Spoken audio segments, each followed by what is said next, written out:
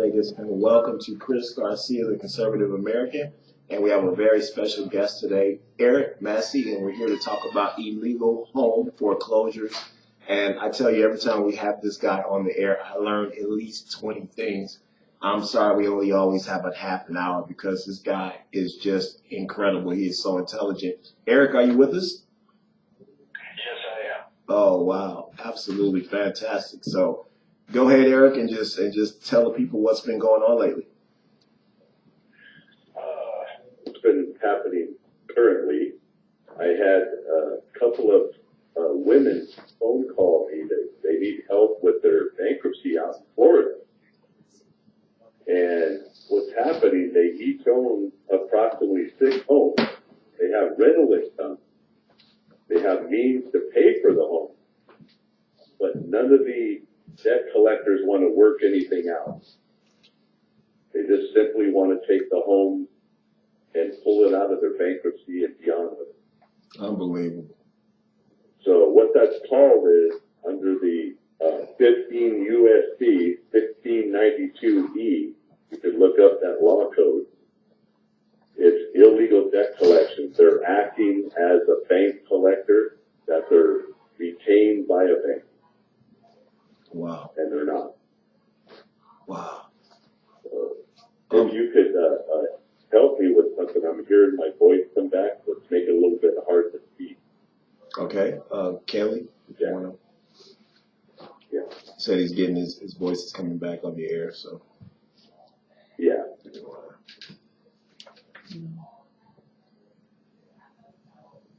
I think I can hear you better now. But I still hear myself speaking. But anyway, so what we have to do is we have to force validation of debt, prove who they're collecting for, prove that they don't have a retainer with debt servicers or bank, and enforce the trustee, the U.S. bankruptcy trustee, and court to allow them to modify the debt with the proper beneficiary lender. If they can't find the beneficiary lender, then there's nothing to be discussed. You simply ask for quiet title at the end of the day. Okay. I mean, basically they would get 3 homes at that point. But I'm not really here to play games with these people because I'm really upset with this, what's going on around our country. This has to be stopped, and Donald Trump has to move in and stop this illegal debt collection. This is becoming ridiculous. Yes. So that's where we're at today. And it's one thing, like in the 1960s and 1970s, when we had proper foreclosure, you got a real bank that's taken the home. This isn't what's happening here. It's basically homeowners are giving up their homes to these illegal debt collectors. They're stealing the home and not doing the IRS tax capital gains properly. They just purport that, well, a servicer foreclosed or whatever, so it alleviates them.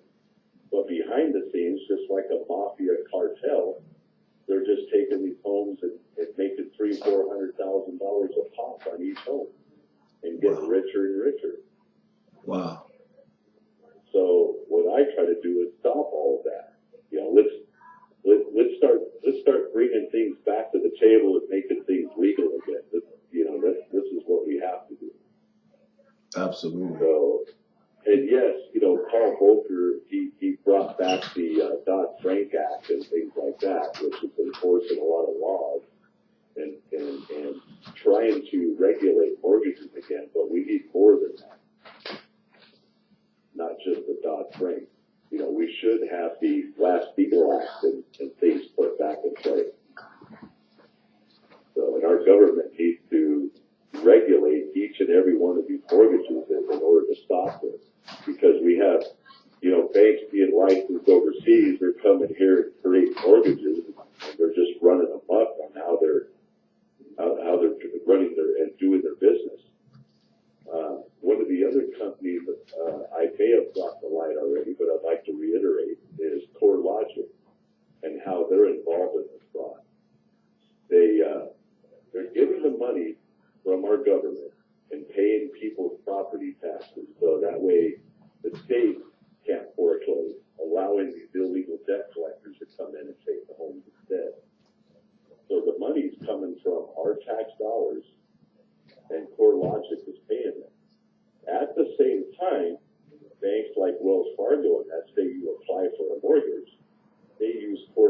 project to run your credit report, which is very strange. So this is where things need to stop. Don't make your own property taxes because that's what makes the house yours. Right. Having CoreLogic pay it, our tax dollars pay it is just not correct. It's not the right thing to do. The other thing is, okay, when these illegal debt collectors say you're behind $60,000 in property taxes, that would be the first thing. That would be the first thing these debt collectors should say in court, that this homeowner is behind $60,000 in property taxes. They can't afford the house anyway. But these debt collectors don't even have knowledge of that account, and they're not using it in the cases whatsoever. So that's how you know they're illegally enforcing these debts, because that would be the first thing you'd want to say, that they can't afford their property taxes, so they don't even have record on these property taxes and how much the homeowner is behind on that. Eric, how far have you followed the stink? I mean, to me, this stinks. And what are some of the major banks that have got to be involved in this? What's happening here, okay, they may be called banks, okay, like Wells Fargo, yeah, they lend money, okay, there's B of A, they lend money. They have to be licensed in New York and Delaware, okay, to be a legitimate lending bank. They have to have those licenses. But they would rather play the part as a servicer, not be out any money, okay? But in court, people get confused with, okay, a bank forecloses because they are a bank. If they're playing the part of the servicer, they're still not collecting properly without a beneficiary lender. So this is where homeowners need to have this knowledge and identify the two differences between servicer and banking beneficiary lender. They're two different things. So where they're getting the money from is the government RIMIC pool. They go into the RIMIC pool and take out hundreds of millions of dollars, saying we have X amount of loans that's going to be coming downstream here, and we need to fund these loans, so we need this money to set aside when these loans and people come to us and apply for mortgages. Then they have that money. It's not coming from the bank, though. It's coming from the RIMIC pool, the investors. Okay? And Dodd-Frank is supposed to be regulating this more and stopping the investment fraud that they're doing, that they're taking this money and then turn around, like Washington Mutual, just turn around and say, oh, we're only the servicer of the loan. The money came from the RIMIC pool. But then that's where the 976 form comes in. They're not filling that out. After close of escrow, you have approximately 90 days before the government RIMIC door shuts. Once it shuts, it's too late to do that for them. So then none of the investors are being paid at all. Some of them, that's why they're getting class action suits. And then our government, you can research this yourself. You have Chase being sued by our government. You have just about every bank out there. Our government had to sue these banks. It's in behalf of these investors, because these investors overseas and in the U.S. are very upset. And this is what causes animosity, and what causes war and things of that nature, when you're continuing to steal this money, and then our government turns around, has to back these things, these deficits, and print more money, which is unearned income. And that's unfair to us as U.S. citizens, taken from our tax dollars and everything. So at the end of the day, our tax dollars is paid for our homes. But yet they're being stolen by these debt collectors. Wow. Eric, what if anything can the new administration, what can President Trump really do to regulate the situation? What can he really do? What laws, or are there laws on the books that can protect the American citizens from this, or are there new laws that need to be made? They're not necessarily new laws need to be made. The laws are already set in place, and this is what President Trump is trying to do. He's just going to reuse the same laws that exist and set it into play. Because if you look up the 1933 Act, all the way to the 1939 Act, okay, they legalized securitization. It was already legalized by our government, all right? But that all has to be regulated by our government. The regulation needs to be put back in force. This is all part of the Glass-Steagall Act. And let me look up this other one too. It's the Graham, I think it's called the Graham-Leach Act. Yes, the Graham-Leach-Riley Act. Okay, those need to be put back into play and regulate the securitization. All right. So when these banks take the money, they need to be responsible in paying back these investors. So as you make your payments go to the proper place. So if they're just stealing the money, then at the end of the day, the bank's never the ones after your house. It always takes these illegal debt collectors to come in and act as an attorney for a said bank and steal the home. But this regulation needs to be put back into play.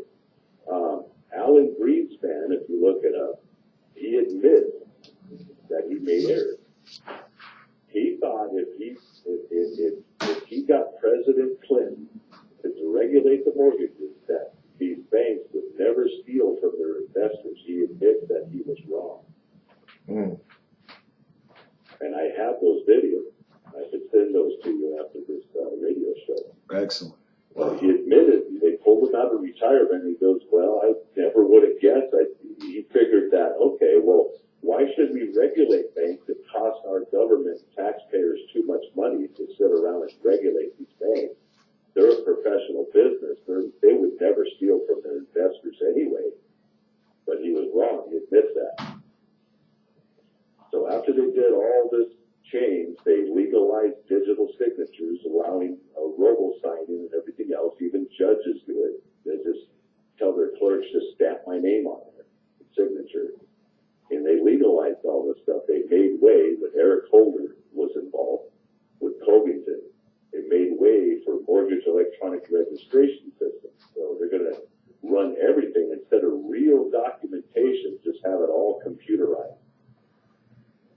But they ended up losing everything. They don't even have the original notes or anything. Yeah. Everything got shredded and thrown away because banks didn't want to pay for all the storage and things like that. It was costing too much. They just wanted to flow these mortgages through no matter how they're written. So they need to change all that. They need to regulate what we already have in force, but put back the Graham-Leach-Riley Acts and the Glass-Steagall Acts, put it all back into play and make it how it was, say, like in the 1960s or 1950s. Okay, when you go into foreclosure, how long can you be in your house? 2 months, that's it. You don't pay the payments, you're out. So there was none of this stuff of homeowners sitting in their homes for 8 years and fighting the mortgage. That in itself shows you the fraud right there. How do you live rent-free for 8 months or 8 years? Yeah. You see what I'm saying? Absolutely. None of this stuff happened in the 60s. You didn't make your payments, you're out. Yeah. There was no sitting around, hey, well, I don't owe this money. This is the wrong collector here and all that stuff. There was no discussing anything because the government regulated the mortgages, and that's where we need to be. We need to have a personal, actual person that we deal with the bank like we had in the 1960s. You call upon this person, and gee, you think we could negotiate this debt and maybe get a payment reduction? Or it used to be like saying during a Christmas month, you could say, well, can I skip a month of a house payment because it is Christmas time? You got somebody personal that you could work with. Yeah. None of this shady stuff. You suddenly go into foreclosure. You never even were notified anything. They're just taking homes and figuring, homeowners are just a number. Who cares about them? Just take the house. Yeah. What I'm fearing is the reason I had asked that is because what I'm fearing is if you've noticed, Eric, there's another housing bubble going on right now. There is. And then at the same time, President Trump wants to rewrite the Dodd-Frank Act. Well, the Dodd-Frank Act is the only thing we have currently that's securing anything to stop some of this crisis from happening 10 years down the road. Because you got to remember, when there's fraud at the closing table, you've already got a liar's loan. Once it's a liar's loan and you got document being recorded after document, there's nothing that's ever going to cure that loan and make it right again. There's nothing to ever fix it. It's fraud out of the gate. So we need to start now getting great mortgages and making sure we all thought we were protected by the government, that none of this stuff could ever happen, that if a bank forecloses, they must be right, and it has to be legal. We didn't know that we weren't automatically protected. And we're signing our name and agreeing to a deed of trust that's fraud. We didn't know that. We never knew that we were going to be in partnership with investors when we bought a home. We had no clue of it. Okay, if we're partnership with these investors, where's our money or the profits that they're using our name in this investment pool? And when these investors buy these MBS securities, they're buying unsecured debt, so they have no right to your house. Once that mortgage separates from the note, and that note is in IRS tax evasion, it's not enforceable, pure and simple. But will judge listen? Any of these judges, will they listen to this? No, they won't. They'll just say, well, that's private banking business. That's none of your business.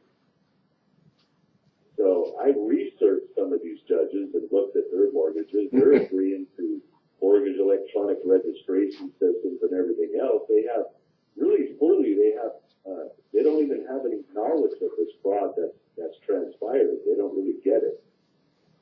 So they're making quite a bit of money as a judge, so they're paying. And it's nothing more than what the mafia did in the 1930s, where you're going to pay for protection. So if you don't pay this protection, they'll come and tear up your business, So you're paying your payments, you're paying for protection, actually. So at the end of the day, what if you paid off this so-called note? You will never receive the note in the mail.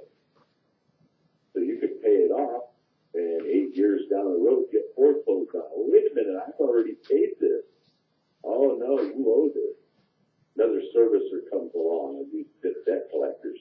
If you don't have the proof and you don't have the signed off note, you got no proof you paid your house off. Wow. And technically, a deed of trust that has nothing to do with a deed. So they foreclose on the deed of trust. Really, that's illegal, because all that is, that's a statement of interest rate and things that you agreed to when you will fully pay the loan off and all that. That's all that is nothing more than an agreement. That's not a note. That's not a deed on a property. There's a difference.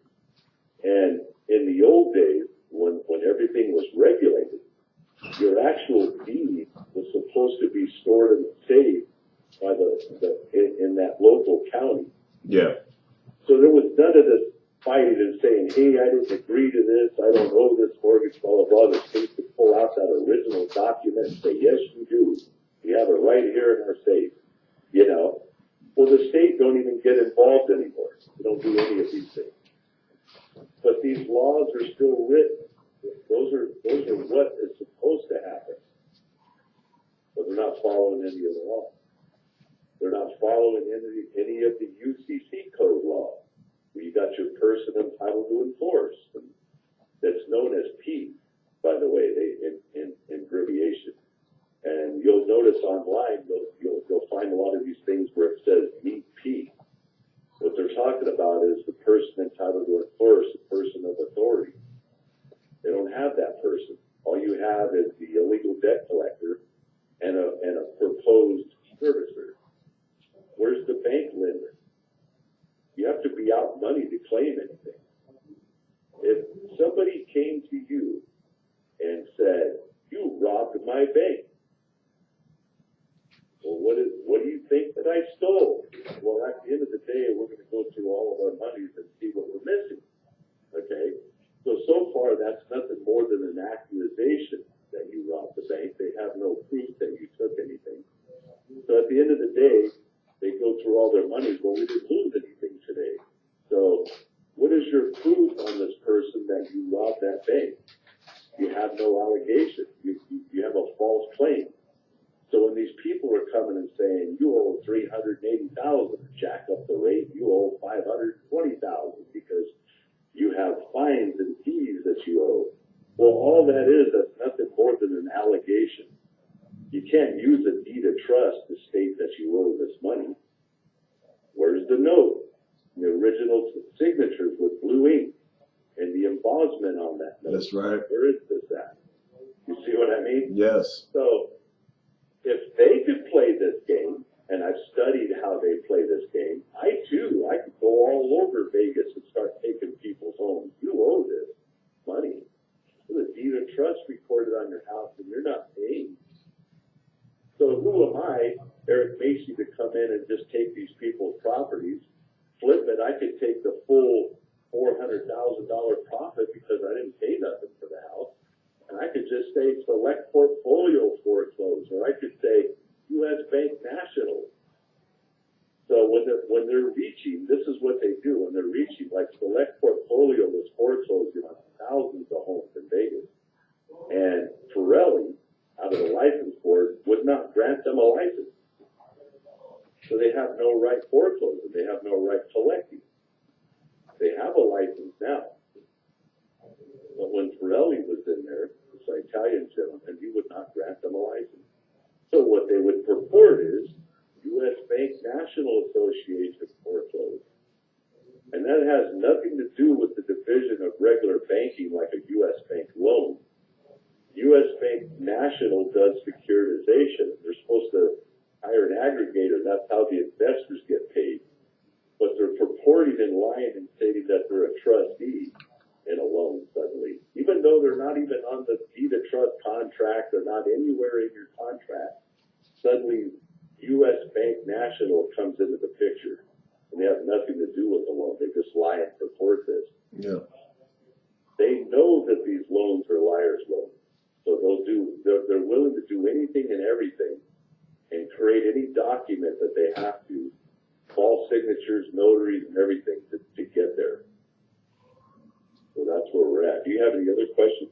No, we're coming to the end of our show, Eric, but I would like you to let the American people know if they have any questions, what they're going through themselves in illegal foreclosures, if there's a place they can get in contact with you at, or on your Facebook, or a phone number they can reach, you can give that to them. Well, absolutely. They could go to my website, securitizedbankruptcies.com is the whole website, and it has my contact number on there, email, and explains the whole story. So it's securitizedbankruptcy.com. Excellent. Thank you so much, Eric, for being with us, man. It's always a blessing when you come on again. I learn 5 to 10 things every time you're on, and just thank you so much, man. And I hope you can continue to be with us, man. You're a real friend and a real patriot to this country, the work that you are doing. We need more people like you, brother. Yes, I agree. And there is a lot of people that are pretty knowledgeable out there. Yes. So, all right. Thank you, Eric. God bless you, brother. Thank you. Until next week. All righty. Wednesday. So, all excellent. Right, thank you. All right. Okay. All right. Bye. Bye. I love having him on.